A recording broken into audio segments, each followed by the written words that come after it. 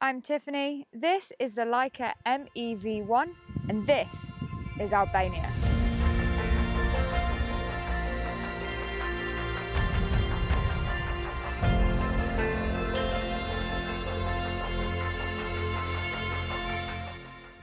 Bernd and Hilla were well known for taking photographs of forgotten buildings and decaying artefacts of our time.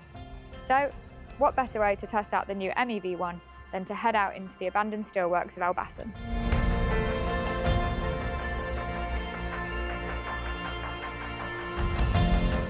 But who exactly are Bernd and Hilla? Well, Bernd and Hilla were around from 1930 all the way until the early 2000s, and they essentially photographed forgotten factories. That's why we're here in Albania to have a look at some of the USSR factories that were left behind from that period. Now, the one thing I really love about this Leica is that I have triple resolution options, so I can shoot at 18, 36 and 60 megapixels, which means that if I do decide that I don't want to blow them up massive, or maybe I don't have the card space on me today, not a problem. I can just change the resolution.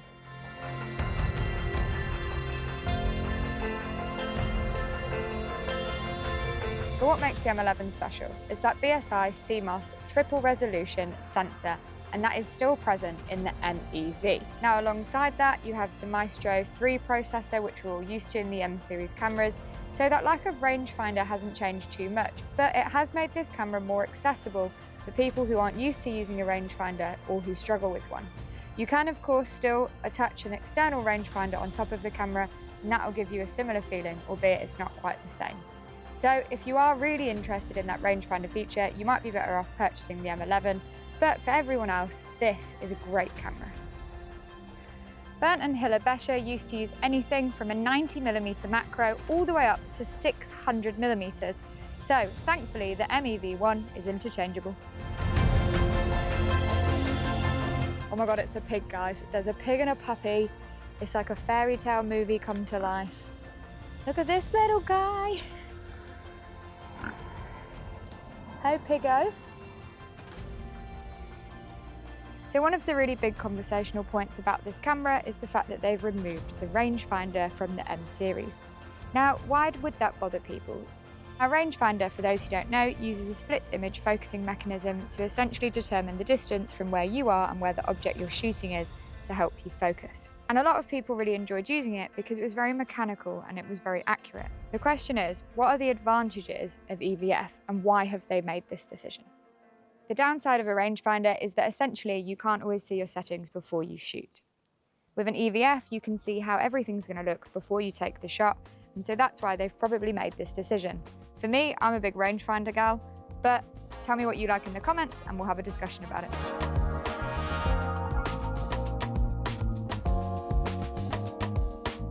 So one thing I really like about Bernd and Hilla work is that their work is very minimalist, so they really capture the structure in contrast with the environment.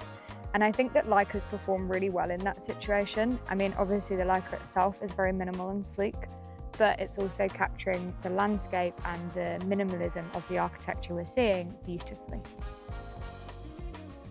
So a lot of people will go really heavy into urbex, saying they'll essentially break into private property.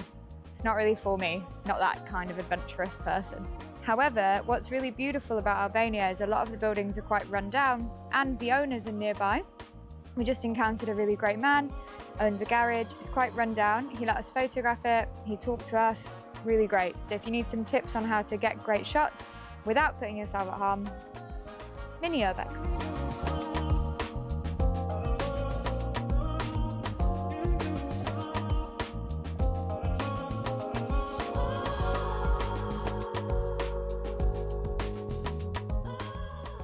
So one thing I always really like about Leicas is their sleek and slender body design, and this is no different. That's to keep it really simple and clean. On the back here, you have your standard buttons that you'll often see on every one of the Leica range. And then when you come to the bottom of the camera, you have the classic Leica battery here. As you'll know from previous Leicas, if you've played with them before, you have to push it in slightly to release the battery, and then the memory card slot is inside the camera here.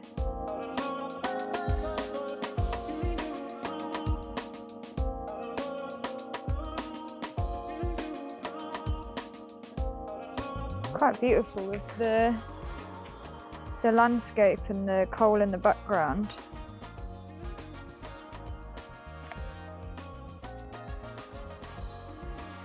This is the only time I miss the articulating screen. It's the ability to get different angles. But the colours are beautiful, as expected.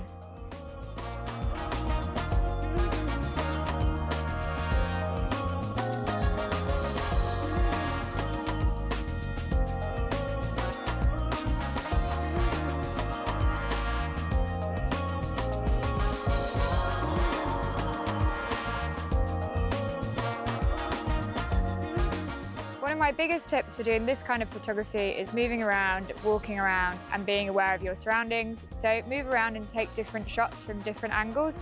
It's really going to help you get the best perfect shot that you want. Second thing, stay safe. Where we are now is an open place that lots of people are driving around. We've seen tons of people. Don't push your luck. Go where you're meant to go.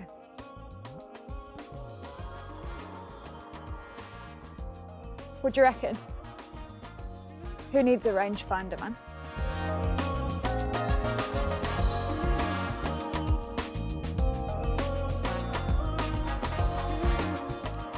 We've come to Stalin's Kombinat textile factory, which was a factory that he gifted to Albania from the Soviets in 1931. As you can see, Albania rejected the gift following the leaving of the Soviet Union in the 90s. The factory still remains standing. You can walk around it. It's pretty open. There's no gates and bars, but as always, stay cautious, stay aware. Let's go and see what we can get.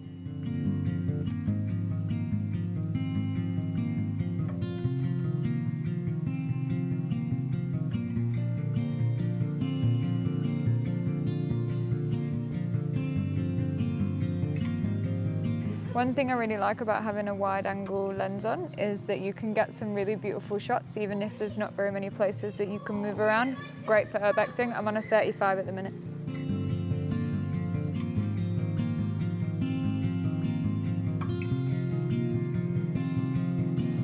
Ah, amazing. Thank you so much. You are beautiful.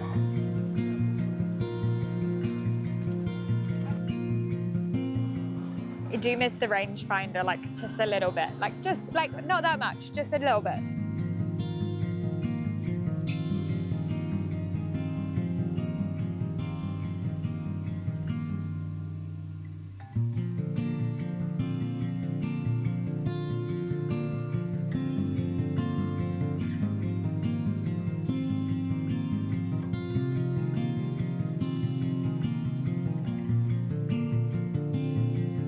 Even on an overcast day, you can make it look really warm and beautiful straight from camera, no editing needed.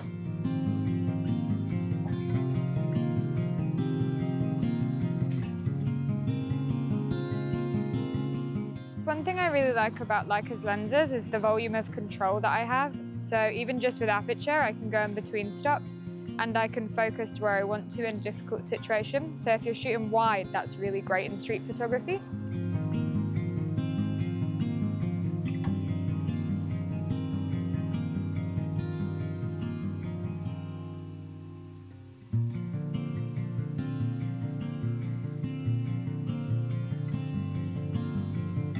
The ease of use is actually really stunning. I've been using a lot of different cameras lately because it's launch season, so you've probably seen on our channel lots of different videos, but just how easy it is to pick up this camera having never used it before and get great images from it, navigate through the menu, really easy, really great.